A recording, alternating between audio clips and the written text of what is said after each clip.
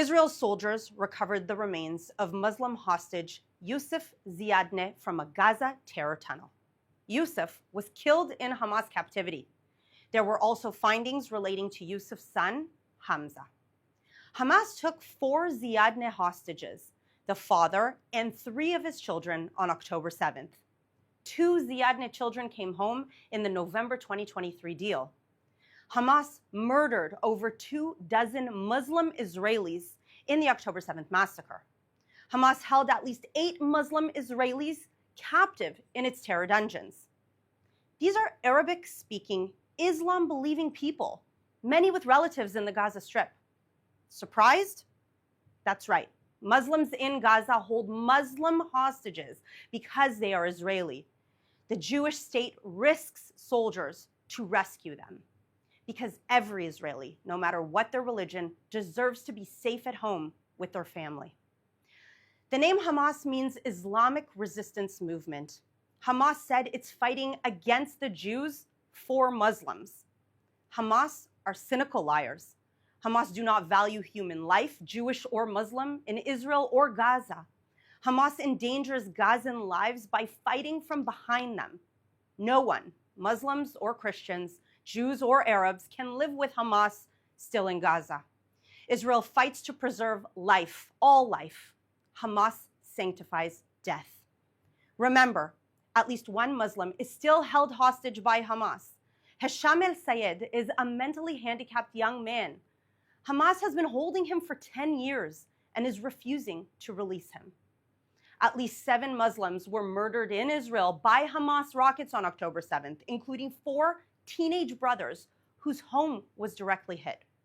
At least 19 Muslims were executed by Hamas death squads on October 7th in kibbutzim, driving on the roads, and at the beach.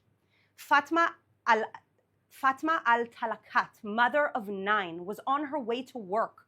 She was wearing a religious head covering, the hijab, clearly identifying her as a Muslim woman. Hamas murderers shot her 40 times. Many Muslim Israelis risked their own lives in order to save the lives of innocent Israelis. Osama Abu Asa, a security guard at the Nova Music Festival, was murdered, protecting young festival goers hiding in a bomb shelter. He thought Hamas wouldn't kill him because he was a Muslim. Minivan driver Yosef al-Ziadna, a distant cousin of Yusuf Ziadne, risked his life to rescue Nova Festival goers. He saved 30 people by driving through Hamas gunfire. Another cousin was murdered while doing the same. Israel is a haven of normalcy for Jewish and Muslim people. Hamas is a threat to all people. Do you know what about the recovery of Yusuf Ziadne's remains disturbed me? Hamas, days ago, leaked a list of 34 captives to be freed. Yusuf Ziadne is on that list. But we now know that Yusuf Ziadne has not been alive for some time. Last week, Hamas said they would only provide a list of living captives after a ceasefire. Hamas is again demanding Israel's soldiers withdraw from Gaza before a deal. Hamas is again demanding the release of the bloodiest murderers from Israel's prisons. Hamas is demanding Israel capitulate without releasing the hostages so it can hold on to hostages for insurance while planning more October 7th. Hamas has rejected every hostage deal. U.S. Secretary of State Blinken just said, "What we've seen time and again is Hamas not concluding a deal that it should have concluded." Does Hamas really want to release our captives? Israel wants a deal to bring our hostages home from Hamas's terror dungeons today. Israel wants a deal that won't allow Hamas to kidnap more hostages tomorrow. Israel wants a deal that won't allow Hamas to execute more innocent people, ever. The war that Hamas declared on the people of Israel cannot end with hostages in Gaza and Hamas on its feet.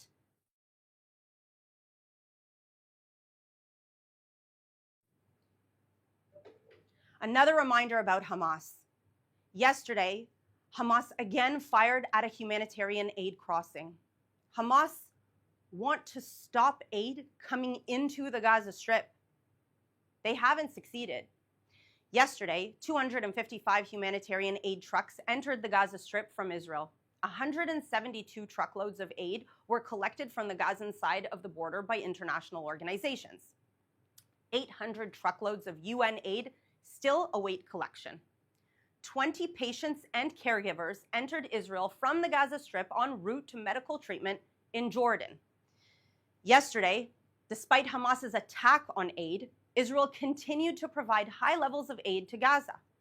Hamas cannot win its war with Israel, but Hamas is instead trying to win a war against Gazans. Hamas hopes that if they make Gazans suffer enough, the world will pressure Israel to let Hamas remain. That cannot happen. The day this war ends is the day after Hamas.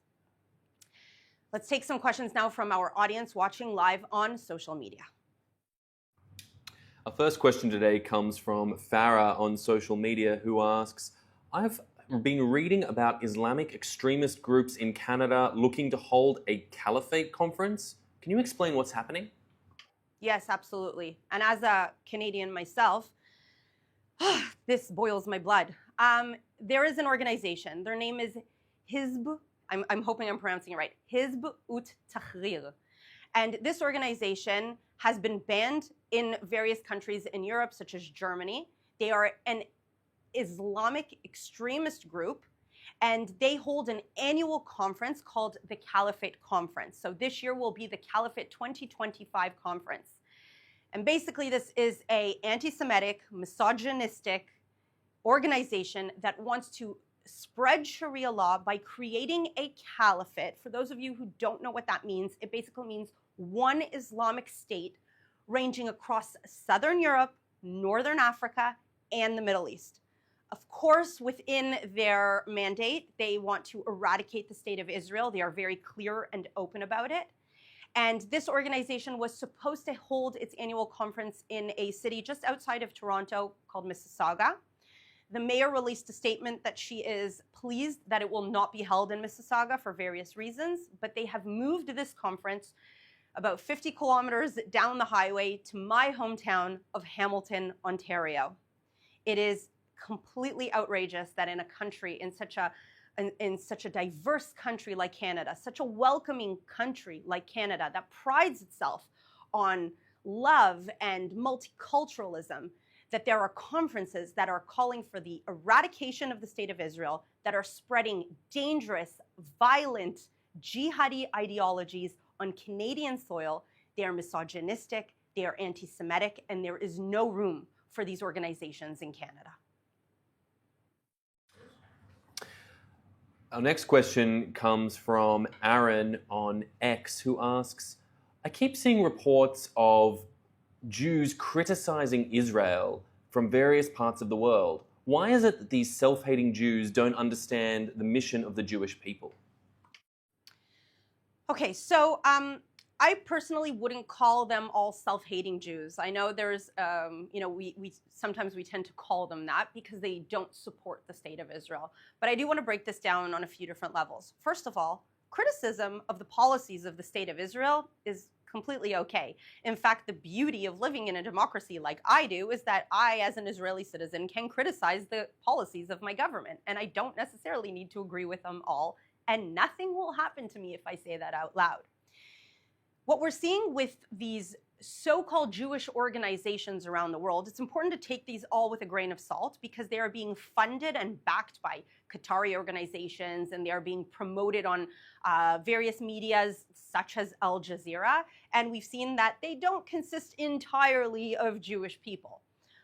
Now, that being said, there are Jewish people who define themselves today in some weird way as anti-Zionist, which I think they've kind of mistaken what it means to be an anti-Zionist, because one of the major premises of the faith of Judaism is the belief that we all come from the land of Israel and that we belong to the land of Israel. So it kind of contradicts itself from the get-go to say I'm Jewish, yet I don't believe in Jews' right to live in Israel.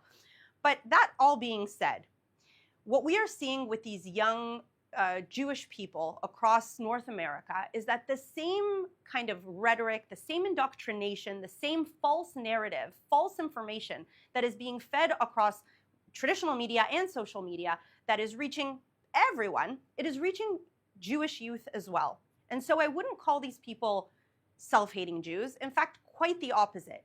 It is very Jewish in nature to feel for innocent people when they lose their life. Just like we here in Israel do not want to see any innocent children, any innocent Palestinian children lose their life, it is very Jewish to have compassion for them.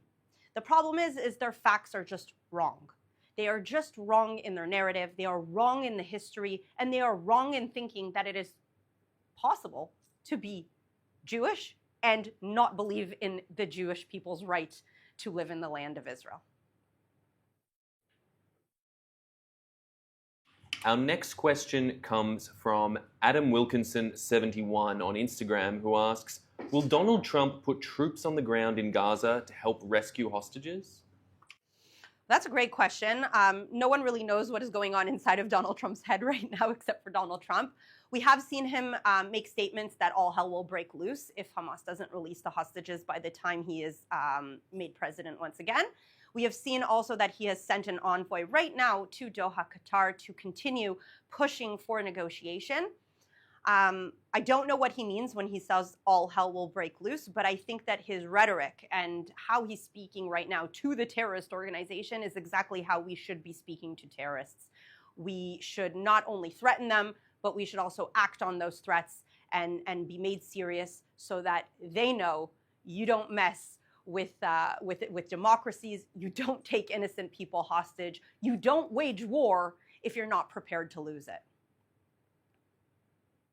And our last question today comes from Hadas on Air from Instagram, who asks, what can ordinary people like us do to help spread awareness about Israel and prevent brainwashing happening abroad? Great question. I think the best thing to do is to have real personal conversations with people and to explain it in a way that the other side will have compassion so that they understand that we are human beings as well. And obviously get your resources. It's great that you're here and tuned in, because if you continue watching our daily briefings, you will have the information, but you really do need to kind of be up to date with your facts and just have a real in-person conversation. Obviously use your social media, share news that is not on traditional media. You know, we had a terrorist attack just this week here in Israel. I did not see it anywhere on the BBC, on Fox, on CNN, nowhere. So people need to understand what is continuing to happen, that there are constant, ballistic missiles coming in from the Houthis in Yemen. That's not making the news anymore as well. So just continue speaking up, continue raising awareness, and show them that we are real people and everyone is suffering in the conflict, and that it is so simple. I'm going to end on this note. Whoever wants the war to end needs to demand that Hamas lay down its weapons, surrender, and release the hostages, and all the bloodshed could end tomorrow. That's all the time we have for today. Thank you very much for tuning in, and we will be back on Sunday at 3 p.m. Israel time, 8 a.m. East Coast time. Thank you very much for watching.